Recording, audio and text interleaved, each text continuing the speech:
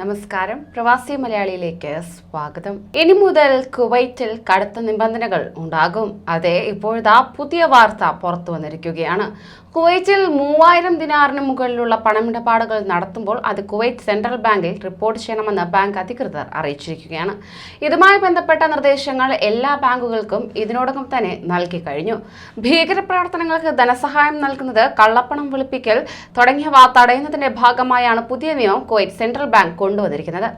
July 3 മുതൽ നിർദ്ദേശം കർശനമായി പാലിക്കാൻ എല്ലാ പ്രാദേശിക ബാങ്കുകളോടും സെൻട്രൽ ബാങ്ക് ആവശ്യപ്പെട്ടു.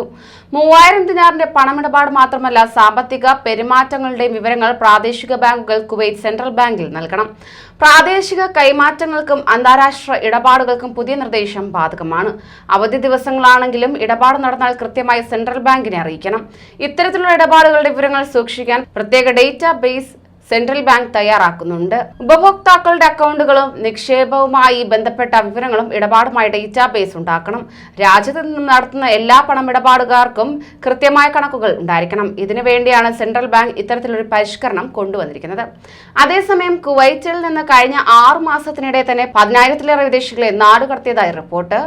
താമസ നിയമലംഘകരാണ് നാടുകടത്തപ്പെട്ടവരിൽ ഏറെയും ഉള്ളത്. നിയമലംഘകരെ പിടികൂടുന്നതിനായുള്ള ക്യാമ്പയിൻ തുടരുന്നതായി ആഭ്യന്തര മന്ത്രാലയം അറിയിക്കുകയുണ്ടായി. അതോടൊപ്പം തന്നെ ഈ വർഷം ജനുവരി 1 മുതൽ ജൂൺ 20 വരെയുള്ള കാലയളവിൽ 10,800 വിദേശികളെയാണ് കുവൈറ്റ് സ്വന്തം രാജ്യങ്ങളിലേക്ക് തിരിച്ചയച്ചത്. ഇഖാമ നിയമങ്ങൾ ലംഘിച്ചവരാണ് ഇവരിൽ കൂടുതലുമുള്ളത്.